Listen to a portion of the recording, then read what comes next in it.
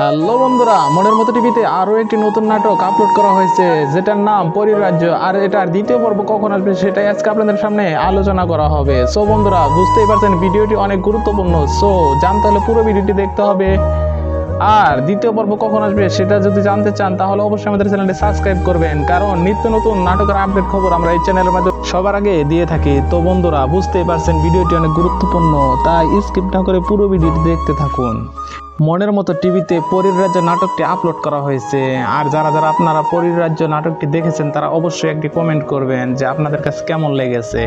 বর্তমান সময়ে মনের মতো টিভি এবং পল্লীগ্রাম টিভিতে যে অনেক সুন্দর সুন্দর নাটক আপলোড করা হয় সেটা আপনারা প্রত্যেকেই জানেন, কারণ তারা প্রায় প্রতিনিয়ত ভিডিও আপলোড করে থাকে। আর তার মধ্যে পরিরাজ্য নাটকের শেষের দিকে যাকে তুলে নিয়ে গেছে জঙ্গলে, আর সেখানে পরি হাজির হয়েছে এবং সেই জাদুকরের দুই শিষ্যকে পুড়িয়ে দেওয়া হয়েছে এবং যে জাদুকর সে বলতেছে যে আমার শিষ্যকে তোরা পুড়িয়ে দিয়েছিস, আজকে তোদেরকে আমরা আমি দেখে নেব, এরকম একটা কথা বলেছে।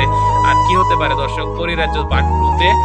আর অবশ্যই কমেন্ট করে জানাবেন যে কি হতে পারে। আর এসব রহস্যময় ঘটনা নিয়ে নির্মিত হতে পারে পরিরাজ্য 2, যা দর্শক মহলে সাড়া ফেলে দিবে। আর পরীর রাজ্য দ্বিতীয় পার্টটি আগামী 30 তারিখে আসতে পারে।